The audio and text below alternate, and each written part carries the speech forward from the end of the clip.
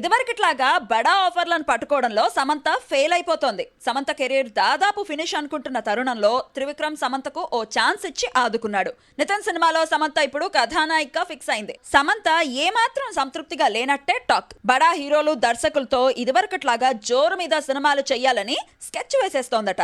అందుకే ఇప్పుడు దర్శకుల్ని మీ సినిమాలో ఛాన్స్ ఇస్తారా అంటూ మాట వరుసకు అడిగినట్లు అడిగి వాళ్ళ అభిప్రాయాన్ని తెలుసుకుంటోందట. ఇటీవల రాజమౌళి ఈగ 2 తీయబోతున్నారన్న వార్తలు వచ్చిన నేపథ్యంలో సమంత రాజమౌళి దగ్గర ఇదే ప్రశ్న వేసిందట. ఈగలో నటించాను కదా, ఈగ 2లో ఛాన్స్ ఇస్తారా అని అడిగేసిందట.